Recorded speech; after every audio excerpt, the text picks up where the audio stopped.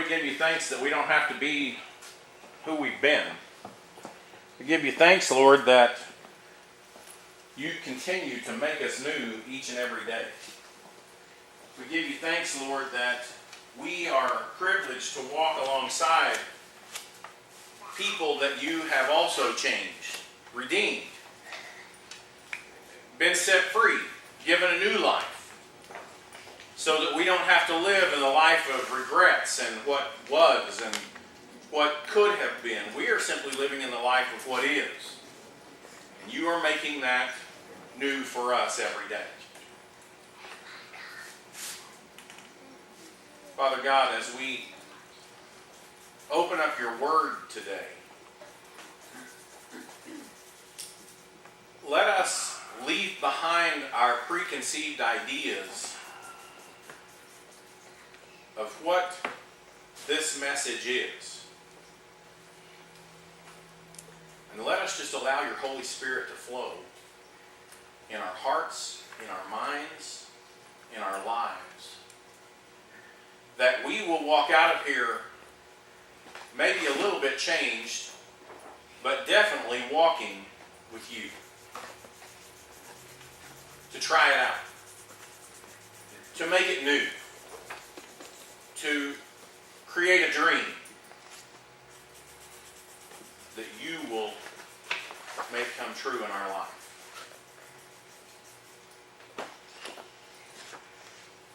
Lord, if there be anyone here this morning that is feeling discouraged, if there is anyone here this morning that is feeling alone, if there is anyone here this morning that is feeling frustrated,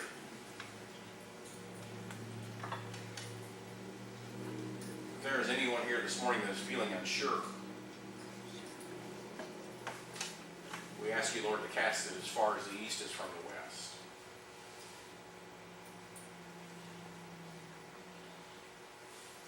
Remove the veil from our eyes. Let us see you face to face. We ask these things in Jesus' name. Amen. So this morning, we're going to look at a very familiar scripture. And here, we're going to look at that scripture. You just need to lift that. Luke 24, 13 through 35. That's what we're going to look at. And it's a familiar scripture to most of us. How many people in here have actually participated in a walk to Emmaus or Chrysalis? Just raise your hand. Yeah. And Ron and Petey have, and I know that Regina has, and so the walk to Emmaus. This is the Emmaus Road experience that is talked about in the scripture here in Luke 24, 13 through 35. And it happens on Easter Sunday morning. Now, a lot of people think that it was a couple of days later or whatever, but this is Easter Sunday morning. This is right after the resurrection, and that's the way it comes. Luke 24 starts out with the resurrection. And so immediately after the resurrection, later in that day, there were two men that decided, wow, this is pretty overwhelming, we just need to go home. And I am afraid that we are not unlike that a lot of times. When something miraculous happens, we just go home. And we're influenced by it. I mean, these guys were obviously changed. They heard all the stories. But, you know, the reality is they decided to go home. And so this is what occurs here.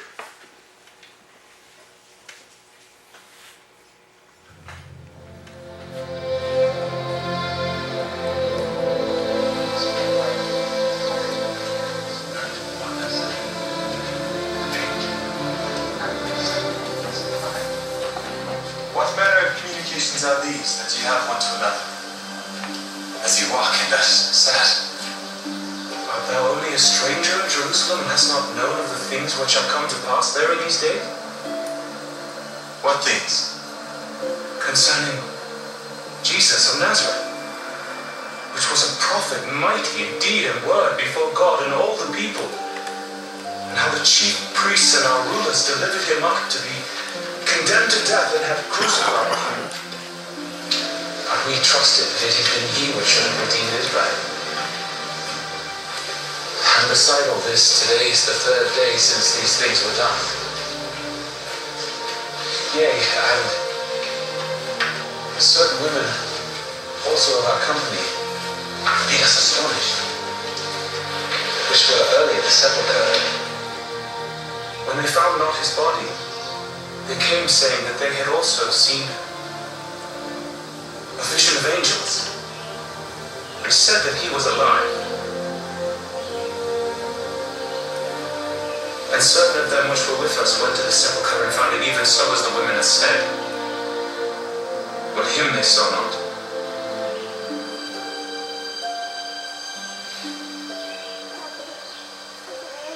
O fools, and slow of heart to believe all that the prophets have spoken.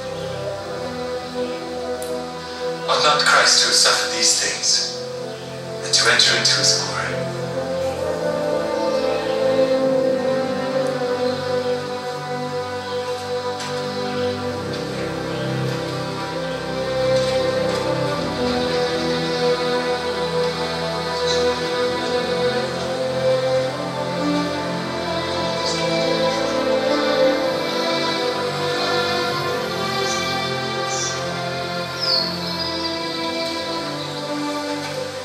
Abide with us, for it is toward evening, and the day is fast spent.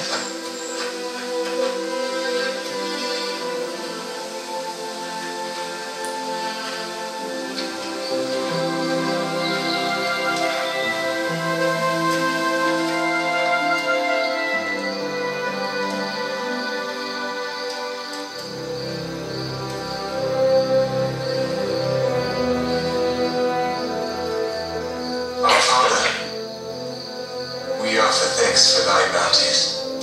Amen. Amen.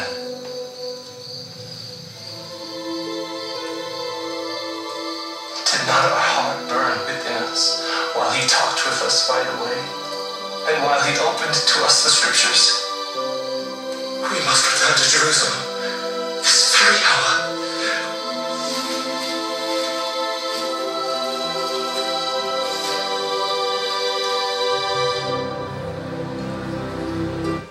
So if you're a King James reader, then all of that made exactly perfect sense to you.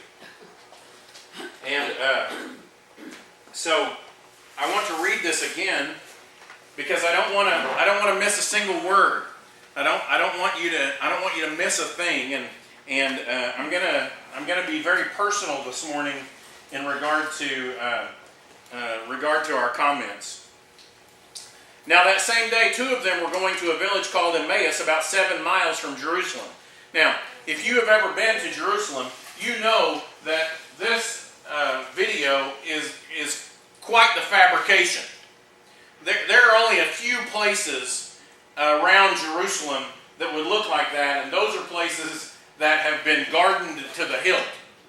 And so that much vegetation between Jerusalem and Emmaus is almost unheard of. That's the reason that Jerusalem is called a city on a hill, is because it is on a hill.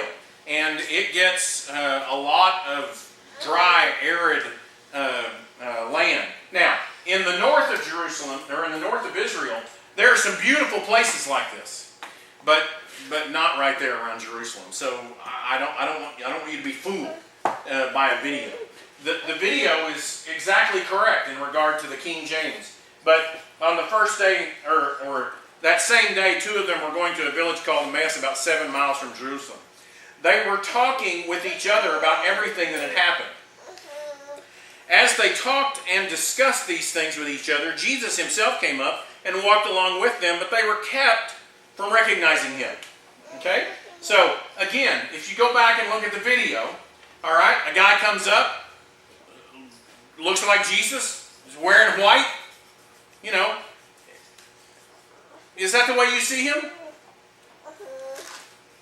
I mean, how often every day do you encounter Jesus?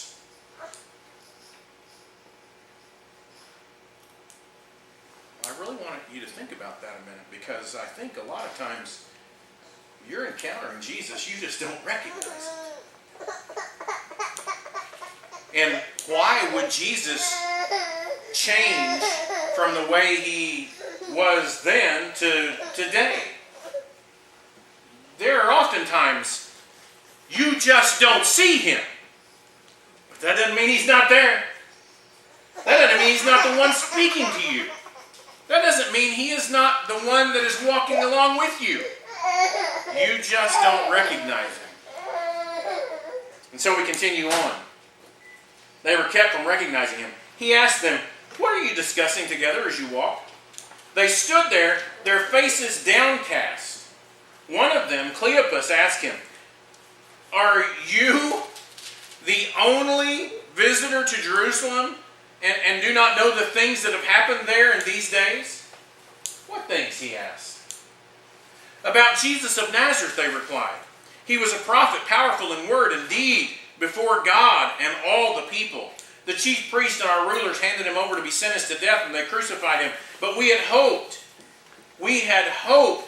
that he was the one who was going to redeem Israel. And what is more, it is the third day since all this took place. In addition, some of our women amazed us. They went to the tomb early this morning, but didn't find his body. They came and told us that they had seen a vision of angels who said he was alive. Then some of our companions went to the tomb and found it just as the women had said. But him they did not see." He said to them, "How foolish you are, and how slow of heart to believe all that the prophets have spoken. Did not the Christ have to suffer these things and then enter his glory?" And beginning with Moses and all the prophets, he explained to them what was said in all the scriptures concerning himself.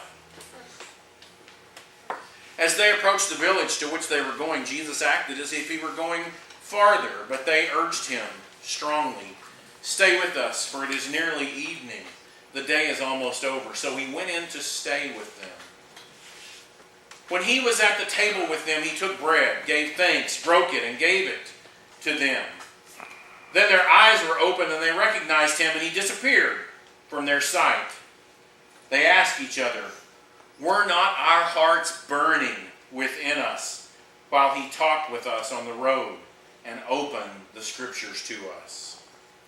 They got up and returned at once to Jerusalem. There they found the 11 and those with them assembled together and saying, "It is true. The Lord has risen and appeared to Simon." Then the two told what had happened on the way and how Jesus was recognized by them when he broke the bread. Beloved, this is the word of the Lord. Thanks be to God. So, this week, I want to open your eyes a little bit. I hope to open your eyes a little bit. I hope to, in some way, instill in you some new hope. Not that the old hope wasn't good, but just some new hope. Because we need more hope.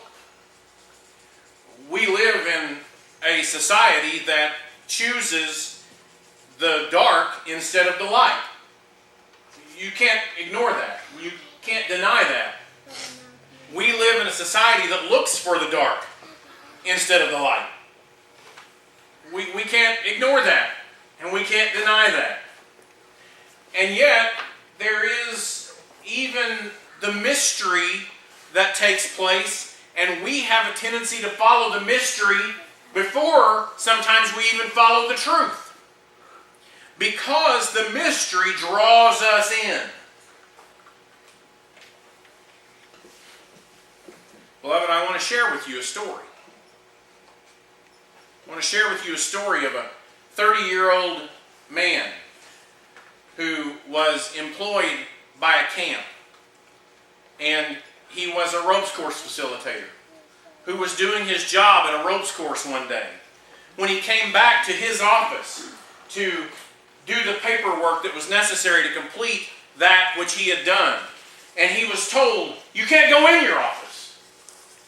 You're not allowed in your office." "Why?" he said. "Why can I not go in?" "Because there is some things going on inside of here that you can't know. He said, but I have to go in. That's where I have to fill out the paperwork. I have no other choice. I've got to do this, and then I've got to go home. But no, there is something going on in here that you can't know. And he got angry and said, I'm going in that office. You can't stop me. I'm an employee here. You're an invited guest. I understand that you have a program going on, but I'm going in that office. I'm not going to walk into your area where you have whatever you have going on. And they said no. And they called for the security person. Well, I was a little shocked. Yeah, it's me. And I said, I'm going in. I don't care what kind of security you have. That was my first experience with the walk to Emmaus.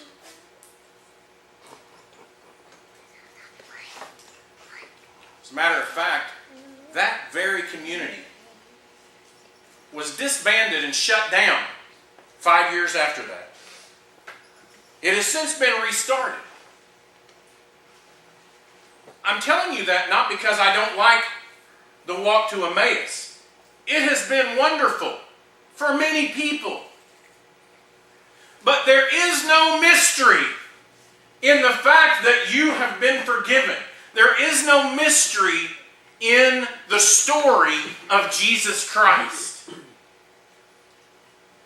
You see, I want to share with you the mystery. The mystery is, if you ever go to a walk to Emmaus, you will be sitting at a table with someone who has already been. There's the mystery. You will be treated magnificently all 72 hours. And there is that moment that your eyes will be opened through agape letters. There is that moment your eyes will be opened through the person at your table who will reveal themselves. Just like Jesus did in the story. Beloved, I want to share with you, there is no mystery in the love of Christ. Now, this is not a message against the walk to Emmaus. Please don't take it that way. What I want to get across to you is there are people that you are walking with throughout your everyday who are oftentimes a mystery. I'll go ahead and admit it to you. I've been married for 25 years, and there are still days I'm trying to figure out just what she's thinking. Because she's still a mystery to me in many ways. And there are days that she reveals herself. And I'm excited because just a little more glimpse gets into our relationship and we become even closer, and I'm overjoyed by that. There's probably not a day or two that goes by that I don't ask the question, you okay? And I'm asking the question truly because I just want to know, are you okay? Are things all right?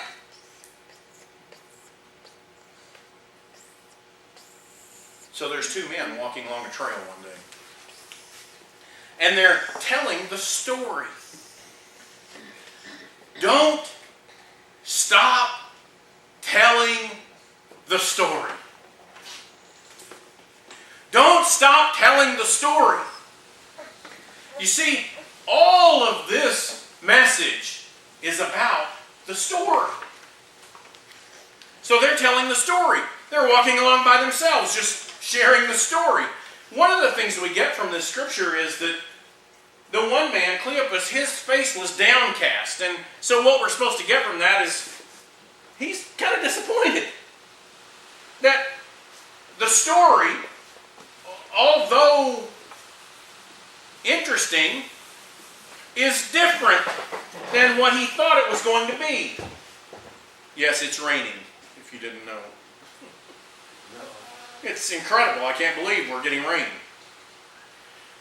And the story is different from what he thought it was going to be. What he thinks is going to happen. He has been following this guy Jesus for at least a little while because he knows the story and knows how it comes out.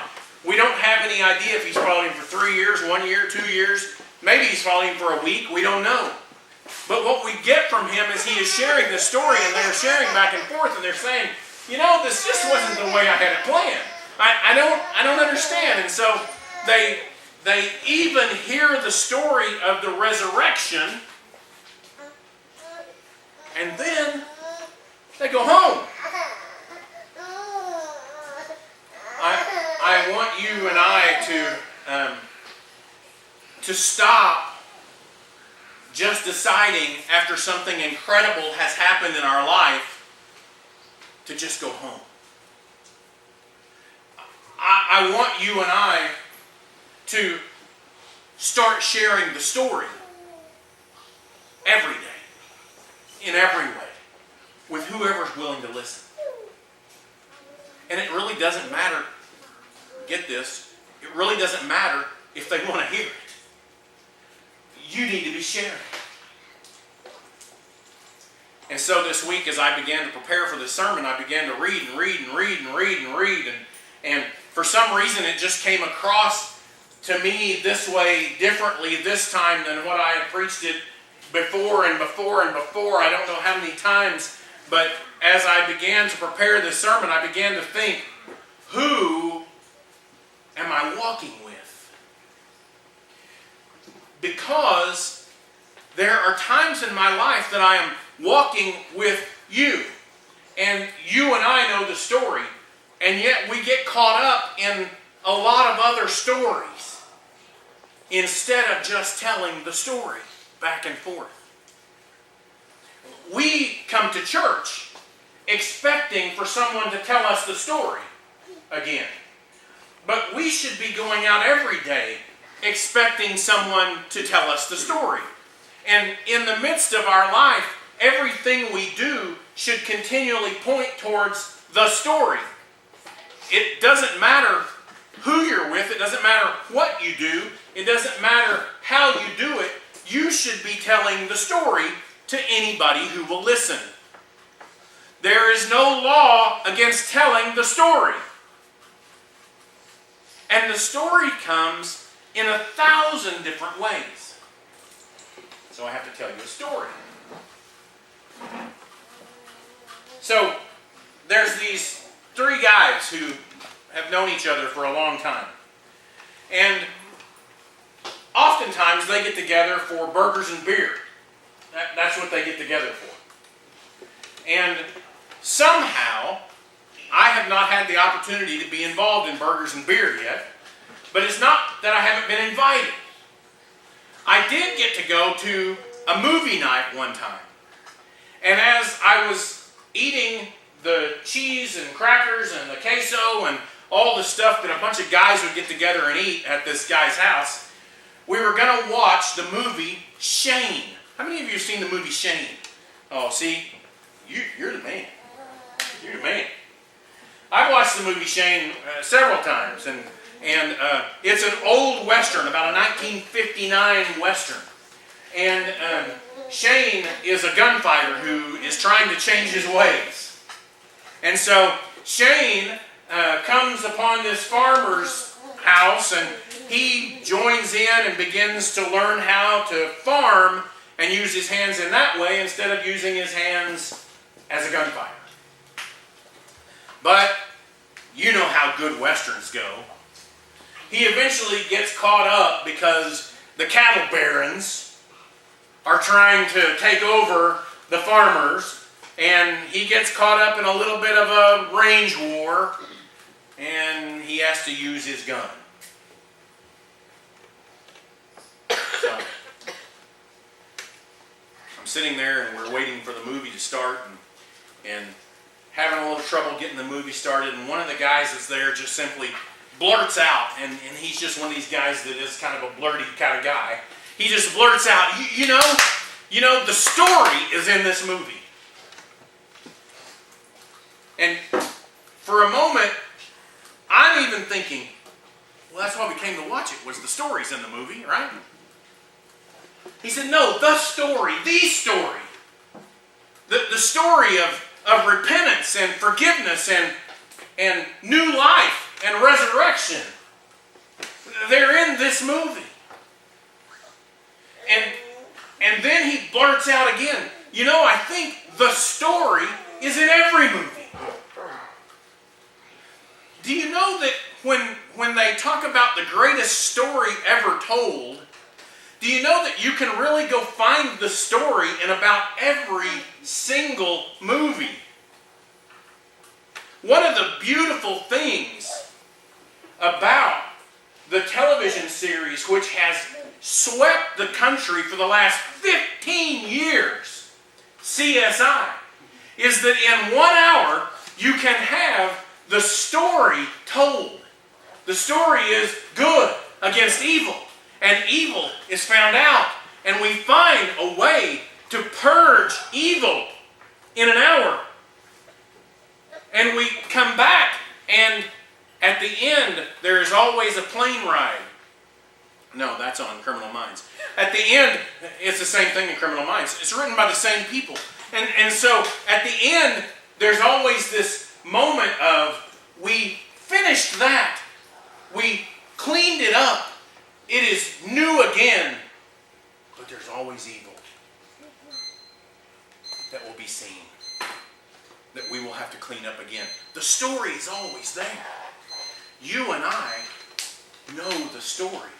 And so when we watch a good movie, or when we watch a good television series, when we watch something like that, we always get to see good overcoming evil, and it works out. Unless your kids come home from the movie this weekend, and they say, it didn't work out. It didn't work out. And they're affected. I wish Emily was here, because Emily was blowing her mind. They watched a movie this week and the good guys lost. Now, that obviously sets up a sequel. Because I want you to know the story doesn't change. The good guys are going to win. Who are you walking with, and who are you telling the story to? I was trying to discuss this a little bit.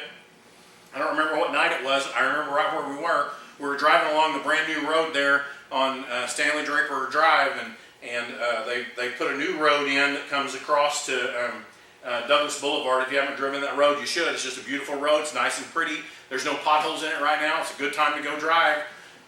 But it's only about 1.5 miles. But they did it right. I don't know how you got it right this time, Leonard. But the city of Oklahoma City, they spent some bucks on this. I mean, they widened it out. They did a great job. And so there's my plug for the city of Oklahoma City. But we're driving along there, and I was telling Elizabeth about the sermon this week, and I don't normally talk about the sermon too much with her, because I kind of like her to be just as surprised as I am on Sunday morning. And so as we were talking about it, I said I was trying to describe to her all these things that had been going on in my mind as I was putting all this together this week, and she said, because I had said, you know, we are to be walking and talking and telling other people about the story. And she said, again, it was that swap. It was that neck twister that caught me off guard.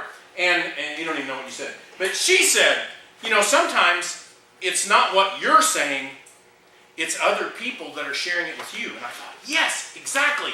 You see, they didn't even know who this was. It was an absolute stranger to them.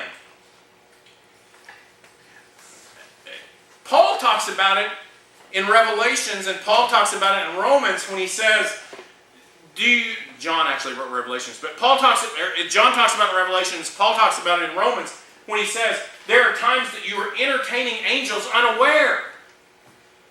That there are times you may be somewhere and it may be a stranger who is telling you the story. You see, that's what Jesus did. Jesus walked alongside them and said, as they shared their little story about, oh yeah, he died, and then some women came and said he's alive, but I don't know. I don't get it. You know, how often do we in our Christian life read and say, I don't get it.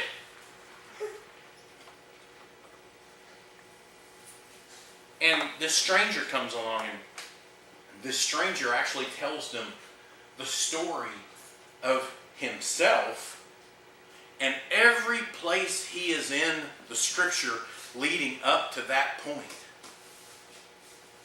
You see, that's what he did. He told them every prophecy about himself all the way through. Why did he do that? It's because they were Jews. They understood the Old Testament. They didn't have the New Testament. And so he tells them every prophecy about himself up to that point. And then, after he has told them the story, he decides to move on. It made me mindful that we don't always get to see the outcome. And guess what? Jesus is responsible for the outcome. You and I aren't. And so, Jesus gets encouraged to stay with them, but even in the midst of that, he breaks the bread. That's what we're going to do this morning. You really have sparked something in me about sharing what this bread means. He breaks the bread, and when he breaks the bread, their eyes are opened. Their eyes are open. I want you to be very careful here. And I think it's something that should be discussed at the Walk to Emmaus. This is not communion, folks. He does not institute communion here. Communion has already been instituted. This breaking of the bread at the table, every time it says he breaks the bread, does not mean communion. We have symbolized it that way, but that's not always what it is. This breaking of bread is a symbol of we're together. We are a family. We are one. And that brings me to this, who are you walking with? So, family.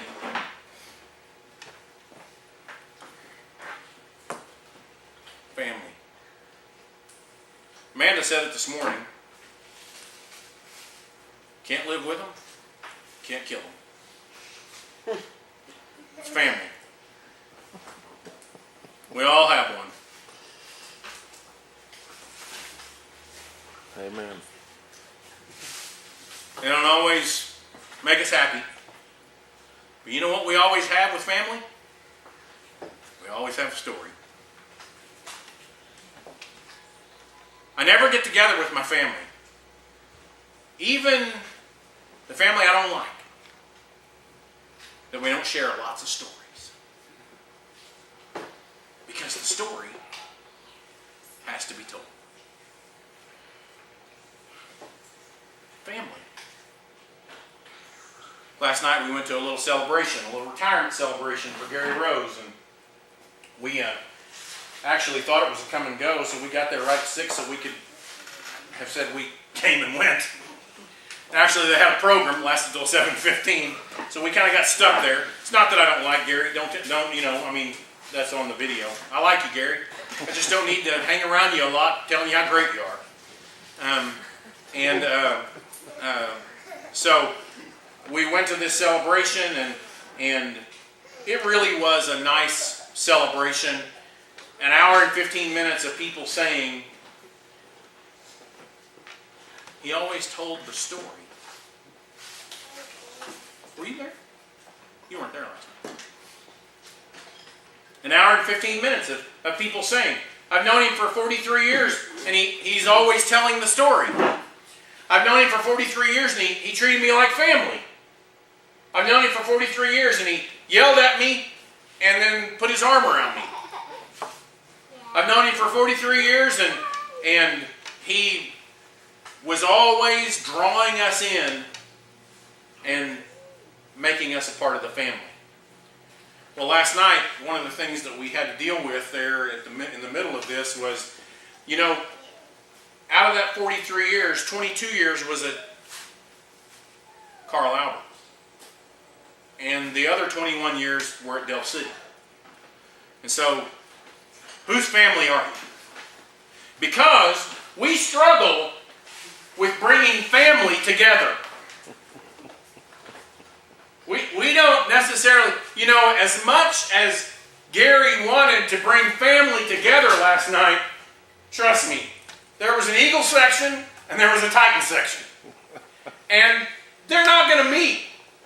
Even though many of the Titans were formerly Eagles. I know that because I grew up in Del City, and all those kids that my kids have been graduating with have the same last names of the kids that I went to elementary school with. And so, yeah, the Wojaks, yeah, I went to school with Grandpa Wojak. Yeah, you know, I mean, we can go right on down the list. So, but we struggle bringing the families together. And one of the reasons we struggle bringing the families together is why?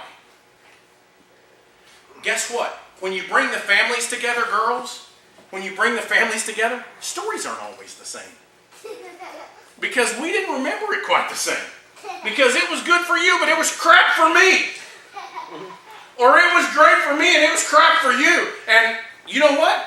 You get me together with my brothers and sisters, I will tell the stories. I want to be first in telling the stories so that I can get my story out. Because I know that I have to defend myself in the midst of the story with my families. So getting the families together, no, I'm not all that excited about that. Because I'm not sure I want to hear what you think about me. But I want to hear what you think about Christ. And you know what? Other people want to hear what you think about Christ. Other people want to hear what you think about the story because we have a guideline. We have a book that gives us the parameters of the story.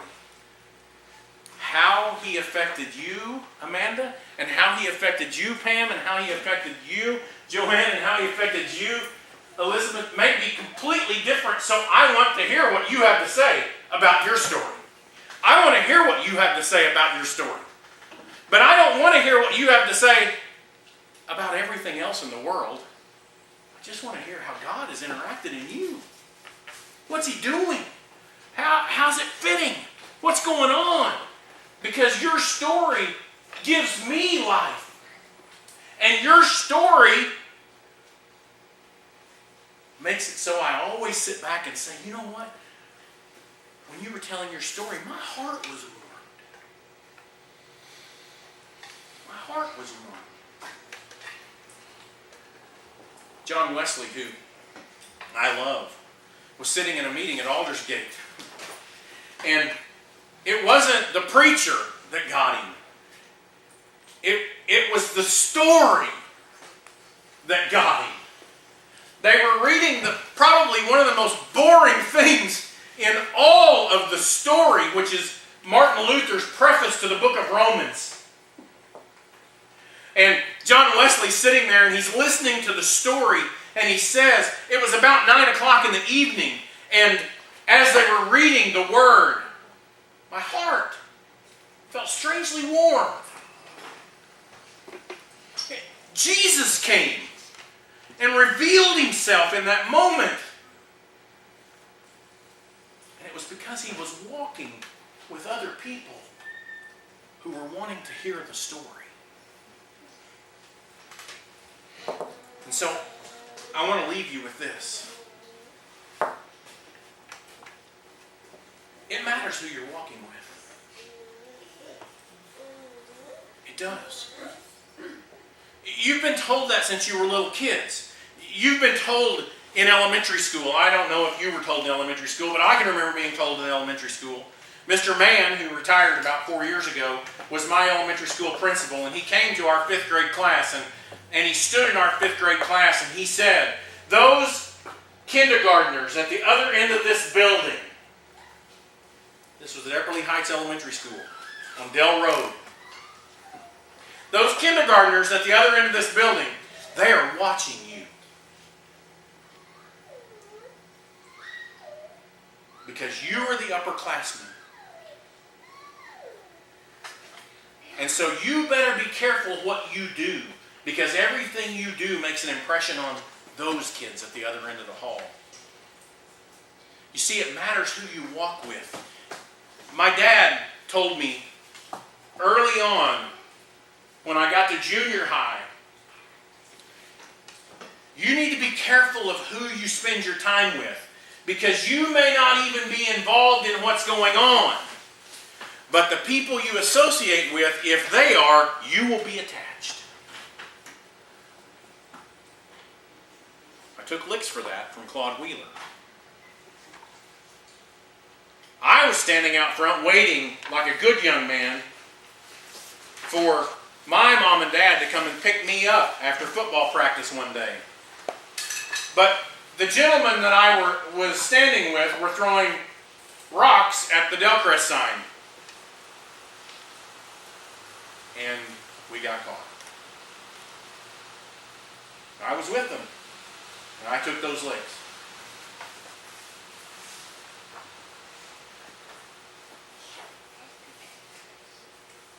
When the marathon, when the bombing went off on April 19th, and I went to Oklahoma City from Allen, I put on a gun belt and put on my shirt and put on my hat and put on my badge and went to Oklahoma City and spent those 14 days there working around the Murrah building. And I continually ran into a group of people that I was associated with that had never seen me in that role. Because they had invited a lot of pastors down there to try to help. And so I was on one side of the fence and they were on the other. And I could have gone to the other side, but I felt like I was helping more over here. And so in the midst of that, remember, you're always associated with who you're with. Who are you walking with? You see, I think it's the reason that God gives us so many different paths. I've had the opportunity in my life, and I know this sounds like a great conglomeration of Kirk stories this morning, but I want to tell you the story. I've had the opportunity to be a baseball player at 5 years old. I've had the opportunity to play football at 10. I've had the opportunity to be a farmer at 19. I've had the opportunity to be a policeman at 22. I've had the opportunity to work in jewelry. I've had the opportunity to be a coach. I've had the opportunity to preach. I've had the opportunity, I've had so many different paths. I've had the opportunity to, we call it adopt, but we didn't really adopt. They just came along and said, we're going to hang out here for a while. And so we adopted, and I've had the opportunity to be kind of a stepdad and a real dad. And those aren't the same paths, trust me. And so there's so many paths, and if we were to line up all the paths in this room, around this room with all the people, look at all the places you get to walk. Who are you walking with, and what story are you telling? Beloved, I want you to be as those two men. Edna, may you take your walker. But I want the rest of us to do what these two men did. I want your eyes to be open to the story that you have to share, and I want you to feel the urgency of that. You see, the last thing we get in this 35th verse is, they got up and left right then. Do you know that walking that 7 miles is dangerous? Walking that 7 miles is paramount to about 2.5 hours in the valley going from Emmaus back to Jerusalem. But they had what? They had a story to tell. You and I have a story to tell. We've got to get excited about telling it.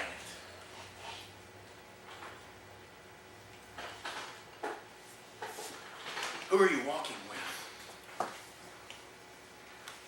You know, sometimes we're just walking with our kids. We need to tell the story. Sometimes we're walking with our parents and we need to tell the story. You know, the truth is, and you may not want to admit this, but I'm going to let your secret out.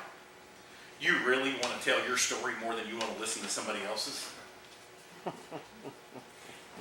We're all that way.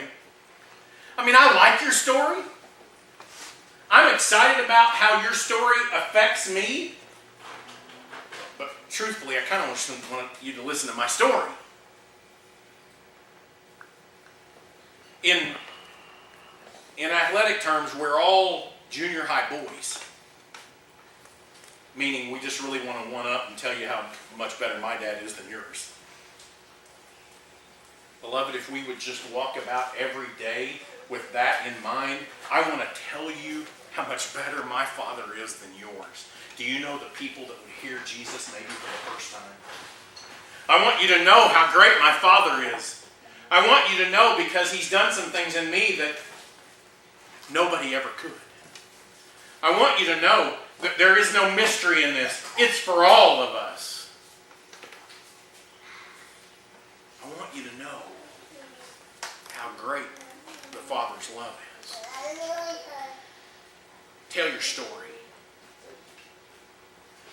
And be excited about the journey through the dark so that others will hear that He's alive. And He lives not only in you, but He lives all about us. Let us pray. God, this morning,